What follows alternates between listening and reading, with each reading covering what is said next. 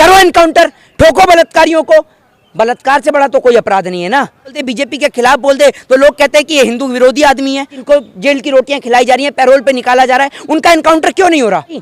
सतपाल मलिक का पुलवामा अटैक को लेकर उस बयान को दबाने के लिए ये सारी रणनीति हुई है और इसका मैं खुलेआम बोलता हूं इस बात की। मैं सर्वप्रथम तो इस असंवैधानिक कार्य का विरोध करता हूं और तत्काल राष्ट्रपति से निवेदन करता हूं कि मुख्यमंत्री का इस्तीफा लिया जाए और वहां पर उत्तर प्रदेश में राष्ट्रपति शासन लगाया जाए। अतीक अहमद और अशरफ का लाइव एनकाउंटर बिल्कुल फिल्मी स्टाइल में हुआ और हम बात करेंगे लोगों से, उनसे जानेंगे कि उनको क्या लगता है कि ये जो चीज़ें हुई हैं यूपी में ये ठीक हुई है या नहीं। सर, अभी जैसे कि अशरफ और जो लाइव एनकाउंटर हो बिल्कुल फिल्मी स्टाइल में हुआ कि मीडिया के बीच में गोलियां मार दी गई, इससे कितने सहमत हो? ऐसा होना चाहिए? ये बिल्कुल एक असंवैधानिक कार्य है, भारत देश के संविधान, इंडियन कॉन्स्टिट्यूशन के बिल्कुल अगेंस्ट है। भारत देश के संविधान के अंदर किसी व्यक्ति को सजा देने के लिए देश की न्यायपालिका, देश की कानून व्यवस्था है। आप सरेआम एक व्यक्ति को गोली मार देते हैं, ये पूरी तरीके से एक असंवैधानिक कार्य है और मैं बाबा साहब को मानने वाला व्यक्ति हूं, तो इसलिए मैं सर्वप्रथम तो इस असंवैधानिक कार्य का विरोध करता हूं और तत्काल राष्ट्रपति से निवेदन करता हूं कि मुख्यमंत्री का इस्तीफा लिया जाए और वहां पर उत्तर प्रदेश में राष्ट्रपति शासन लगाया जाए। पर वहीं पे लोग जो हैं यूपी के वो कह रहे हैं कि अब तो बिल्कुल शांति बनी रहेगी, योगी बाबा ऐसे हो रही है, फिर आप कह रहे हो कि नहीं, एक बात आप मुझे बताइए, आपने 2 गुंडों को मारने के लिए उत्तर प्रदेश में 3 गुंडे और पैदा कर दिए। एक बात आप मुझे बताइए, जब सभी व्यक्तियों का एनकाउंटर हो रहा है तो बलात्कारियों का एनकाउंटर क्यों नहीं होता? बलात्कार से बड़ा कोई जघन्य अपराध है? ये बताइए ना, बलात्कारियों का इस देश में एनकाउंटर क्यों नहीं होता? और सुनिए, जो लोग खुशियां मना रहे हैं जरा उनसे ये भी कहिए, वो ये सरकार से सवाल पूछें, मुख्यमंत्री से सवाल पूछें, गृह मंत्री से सवाल पूछें कि अगर पिछली सरकारों ने एनकाउंटर करे होते तो क्या आज गृह मंत्री बने होते? क्या आज मुख्यमंत्री बने हुए होते? इस सवाल का जवाब दीजिए आप मुझे।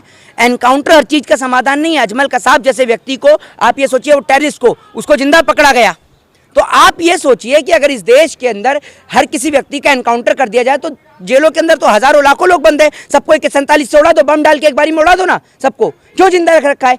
न्यायपालिका पे एक बड़ा ताला लगा दो, कोर्ट को बंद कर दो, नहीं तो कोर्ट पे बुलडोजर चला दो। आप तो बुलडोजर हर जगह चला ही देते हो। जब आप लोकतंत्र का हनन कर रहे हो, संविधान की धज्जियां उड़ा रहे हो, तो आप ये बताइए ना मुझे, जब आप एक व्यक्ति का एनकाउंटर कर रहे हो तो इसमें जरूरत क्या है? इस देश के अंदर कोर्ट की जरूरत क्या? इससे पहले विकास दुबे का एनकाउंटर किया गया, उसकी वाइफ खुशी दुबे के साथ किस तरीके का मिसबिहेव किया गया वो पूरे देश ने देखा। हम कहते हैं कि चलिए ठीक है, विकास दुबे का आपने एनकाउंटर किया, अतीक अहमद के बेटे का आपने एनकाउंटर किया, बलात्कारियों का एनकाउंटर क्यों नहीं हो रहा है इस देश के अंदर? बताइए आप मुझे। ये एक असंवैधानिक कार्य है और इंडियन कॉन्स्टिट्यूशन में कहीं भी इसका प्रावधान नहीं है। मुझे आप बताइए, इंडियन कॉन्स्टिट्यूशन के कौन से पृष्ठ पर यह लिखा हुआ है कि आप किसी के घर पर बुलडोजर चला दें? मैं खुद कानून का छात्र हूं, आप मुझे बताएं कहाँ लिखा हुआ है? कहाँ लिखा है? आप मुझे बताइए ना, बुलडोजर चलाने का कौन से एक्ट में, कौन से आर्टिकल में, कौन सी आईपीसी, कौन सा सेक्शन ये कहता है कि आप किसी के घर पर बुलडोजर चला दीजिए? आप पढ़े लिखे नहीं है तो इसका मतलब क्या है कि आप बिल्कुल जाहिलियत भरे काम करेंगे, आप किसी को कभी भी मरवा देंगे।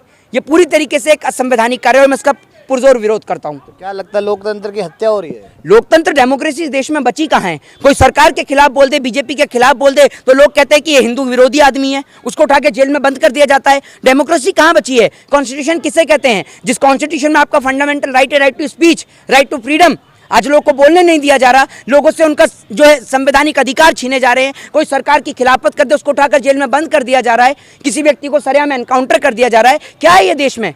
न्यायपालिका, कानून, संविधान कुछ बचा है देश में? नहीं बचा है।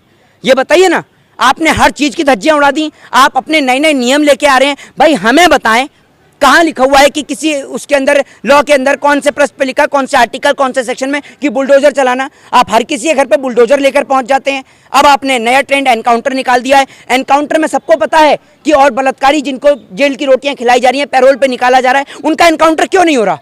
करो एनकाउंटर, ठोको बलात्कारियों को। बलात्कार से बड़ा तो कोई अपराध नहीं है ना।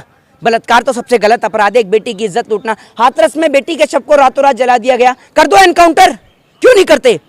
लेकिन एनकाउंटर आप उन्हीं का करेंगे जो राजनीति से संबंध रखते हैं, ताकि आपका विरोध ना कर सकें। ठीक है ना? पूरा देश समझता है आपकी राजनीति को। आने वाले वक्त में उत्तर प्रदेश में ग्राम पंचायत का चुनाव है, जीतने के लिए, सस्ती पॉपुलैरिटी हासिल करने के लिए। और आपने बयान नहीं सुना अभी सतपाल मलिक का पुलवामा अटैक को लेकर, उस बयान को दबाने के लिए ये सारी रणनीति हुई है और इसका मैं खुलेआम बोलता हूं इस बात के लिए। लेकिन मैं लोगों से यही कहूंगा कि प्रदेश के अंदर धारा 144 लगी हुई है, आप लोग उसको पूर्णतः फॉलो करें और कोई भी ऐसा संवैधानिक कार्य ना करें जिससे प्रदेश की अशांति भंग हो।